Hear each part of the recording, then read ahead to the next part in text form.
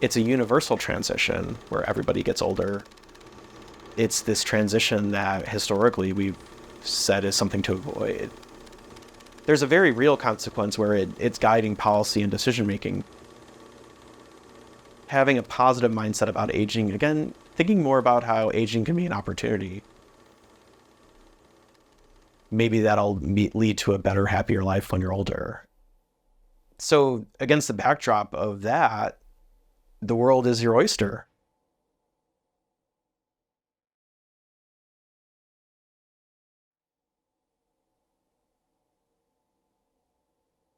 My name's Emma Bullock. I'm 21. I don't know if anyone is actually ever old. When I was little and I pictured an old person, I would think of gray hair, wrinkles. I'm picturing my grandma.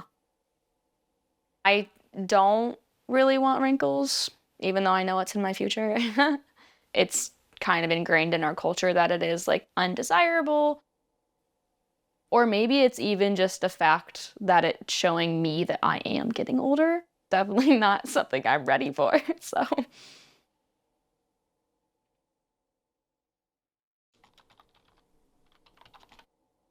I'm William Chopik. I'm an associate professor of psychology at Michigan State University.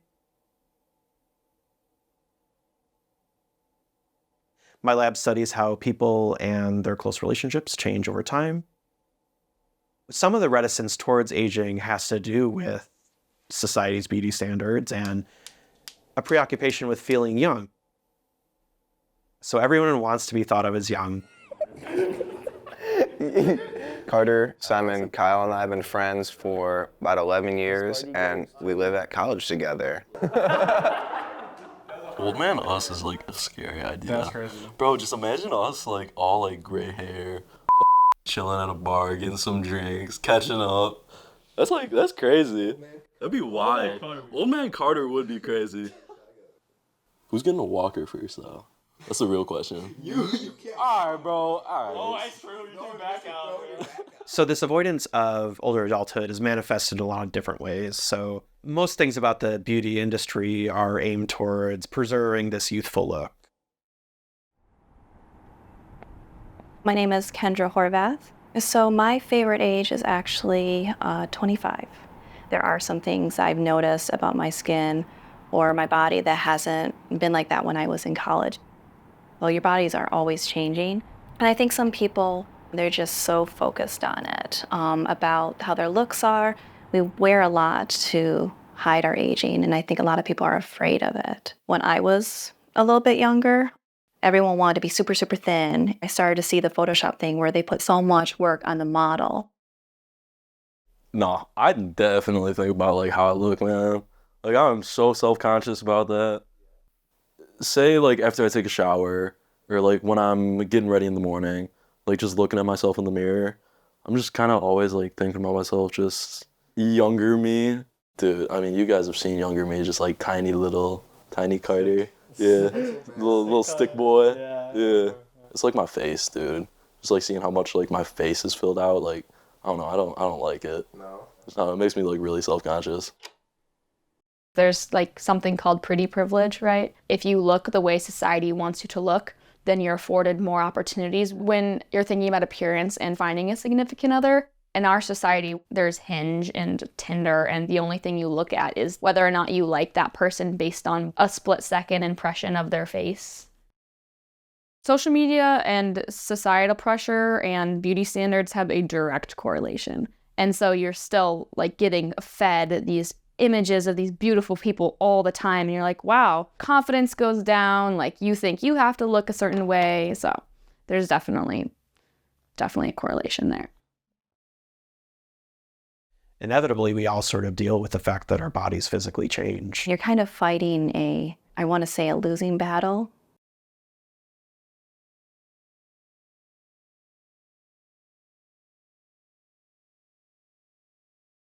My name is Cheryl Caesar, and I'm 64.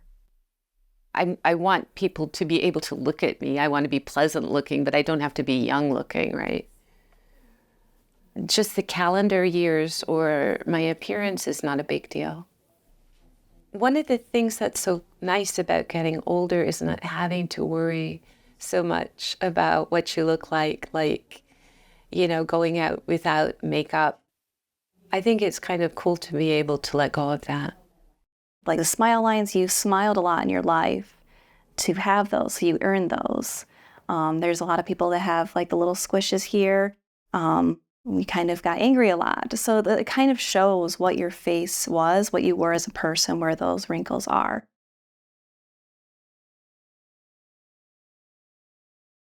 My name is Bhavin Dalal. I work at Corewell Health, and I'm a pulmonary critical care and sleep medicine physician. I spend almost 40% of my time in intensive care unit. 50% of the patients are more than the age of 60 or 65. When the body is going to age, certain manifestations are going to happen. People's skin is going to get more relaxed or loose. They will lose the tone of the muscles and the strength of the muscles.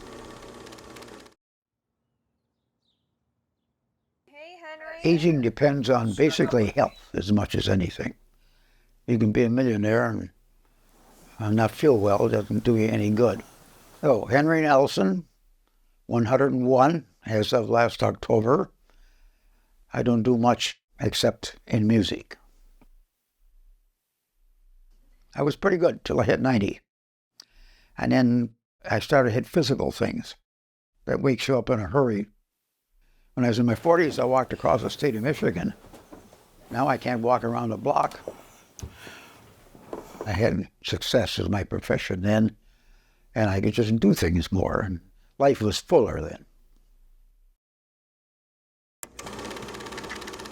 Humans are an interesting species. We have this unique challenge that no one else has.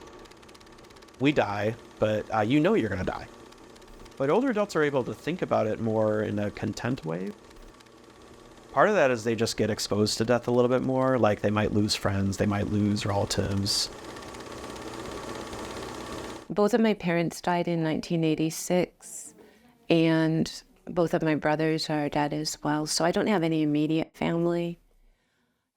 I guess what's evolving is my relationship with my memories of them, but not with them because they're not there.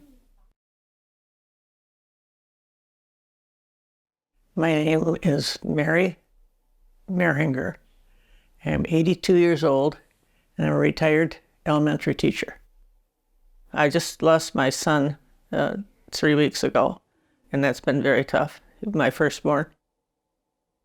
And I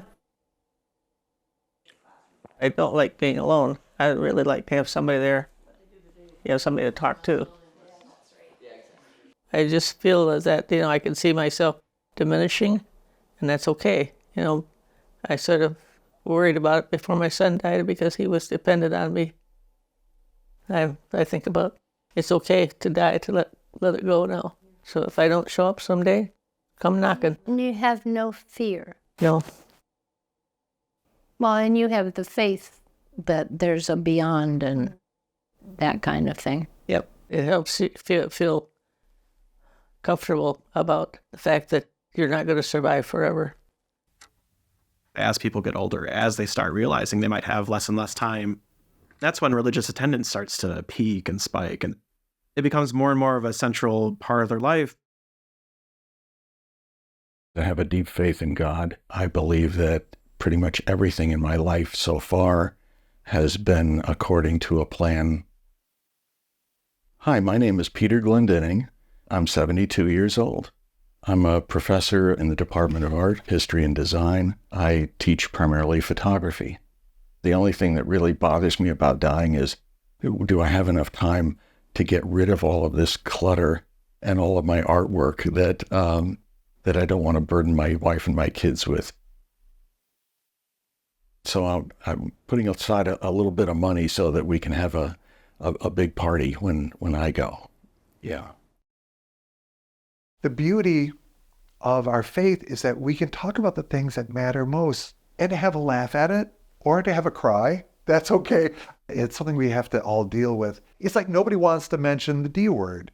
I like to think there's an afterlife, but we won't really know until we know. I don't let myself think about it because there's nothing to think about. If I don't believe in a hereafter. I believe you're dead, you're dead. Like the neighbor's dog, when he dies, that's it. It's an organism, a body. There's also a lot of non-religious spirituality, the fact that you might leave meaningful, close relationships behind. In a way, you do live on past death in the influence you had on others. As teachers, you really hope to have a lasting legacy. I know, and they remember things that you have no recall of. You taught second grade for a while, and years and years and years later, I remember you taught me how to spell the word transportation. Okay. I said, well, can you still spell it? Yes. I would like to be thought of as primarily a writer who helped other writers along. I would love to be known as a great brother and a great son. As someone who's cared and helped other people. Hi, I'm Bill Vincent. I'm 85 years old. My wife died 5 years ago. Suffered a number of losses during the latter years of her life. She lost one breast, she lost teeth, she lost first toes and then one leg and then the other leg. And there were times when she just hated it and was in despair, but most of the time she was saying, well, isn't this interesting? This is a whole new way of life. And she never lost her sense of humor and never lost her strength of will, which I admired greatly and learned from. Yeah. I had breast cancer, and I was like, okay, cool, I got breast cancer, we'll do what we need to do. And my husband's going, you don't seem very upset about this. I said, no, I'm going to be fine. And, we did the whole show. We did the surgery, we did the chemo, we did the radiation. Okay, there are moments of discomfort. I just knew I would come out okay. I'm Ishani Dalal. I'm a radiologist and nuclear medicine physician. So basically what I do is cancer imaging. Those who have cancer or any other sickness, it is very difficult for them to, go through the entire process. It's a tough thing. Those who have positive mindset, they have better outcome. It is proven, especially the studies were done related to the breast cancer patients. Many patients, those who are aging, they have that kind of negative mindset often, and they suffer a little bit more, I feel. As of right now, mental health among older adults is this Wild West where we just don't know a lot. We do know a few things, namely loneliness is incredibly damaging. It's almost like an epidemic of loneliness. Loneliness is one of the hazards many people face as they get older. Their friends die or they move away, they're retired, they don't have a reason to get up and go every day.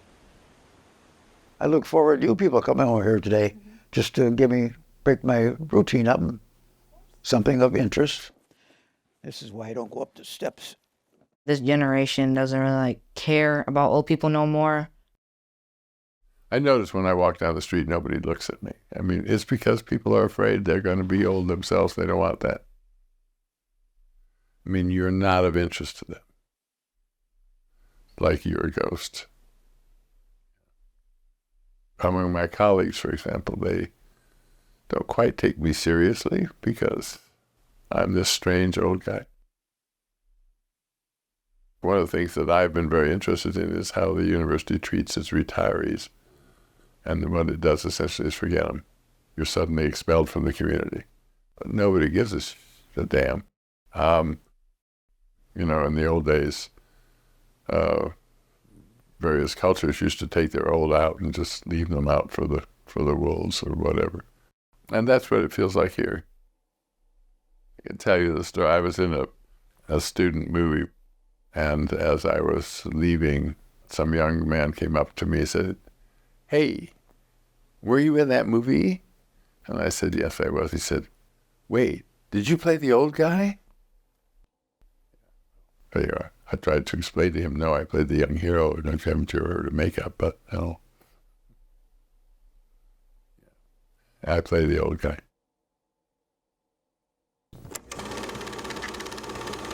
Kind of treating them as invisible is also a little bit of kind of infantilization. You just assume that nothing applies to them, so the fact that they would have really meaningful relationships, or the fact that they would be career-driven or have tons of really great hobbies. Young people aren't concerned about aging because you're immortal. You don't think much about it.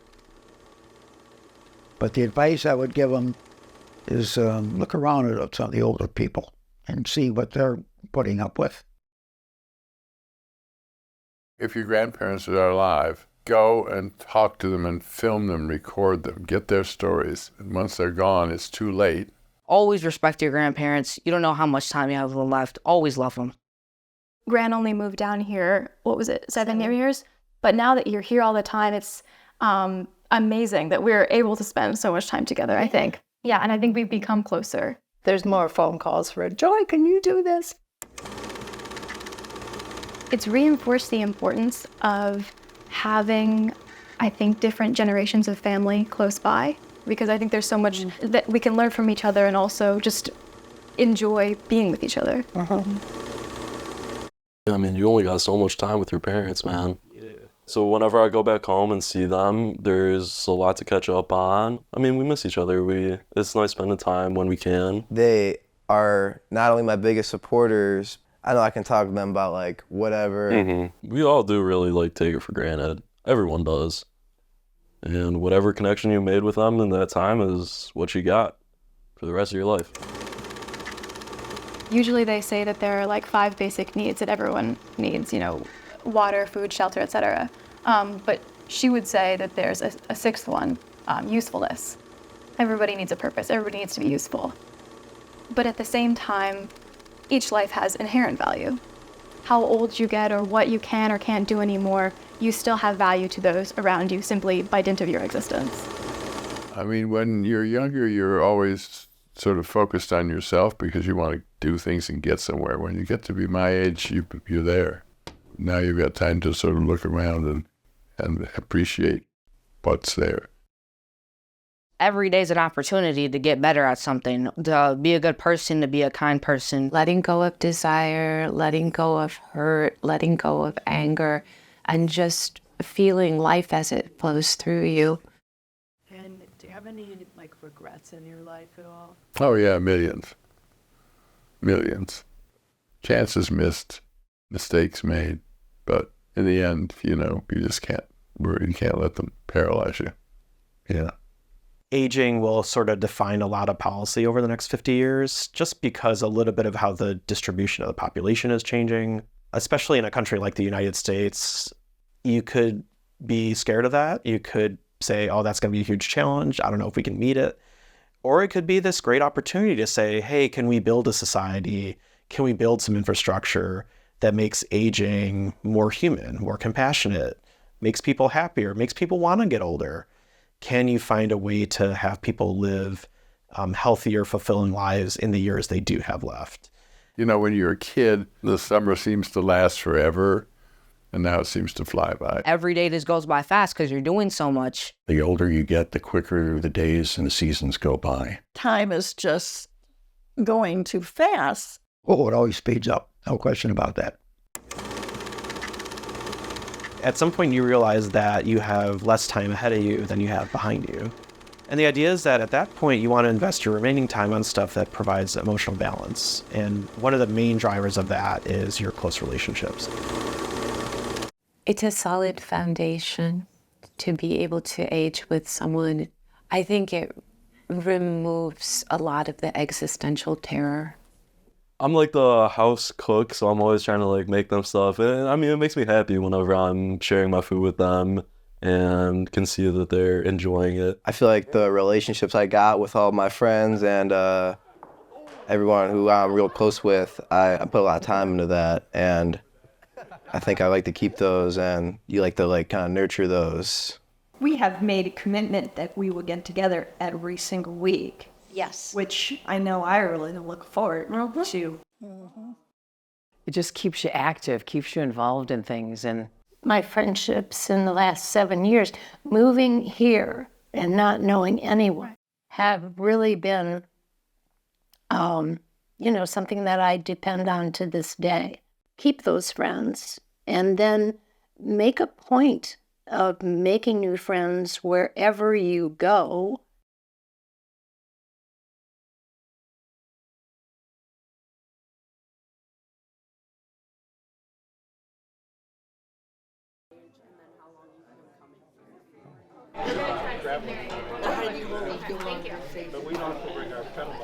My name is Steve Findlay. I'm 67 years old. This is the Coffee House at All Saints. So I've been organizing this for 17 years. You know, the Coffee House started in 2005, so it's been going on a long time. It is a musical showcase. People come listen. They can come when they want. They can leave what they want. I mean, that is a community helping each other enjoy the night. My name is Patrick Hudson. I am 66 years young. The audience are here to listen. They're very appreciative. I like the camaraderie, and it's a good community involvement thing to do. Well, my name is Suzanne Levy. I'm 69. Music right now is my life and my love. We love the space. When people come here, they come to listen. It's really a pleasant, positive space to perform in. Especially as you grow older, as you lose family, you need friends, and you need to make your own family.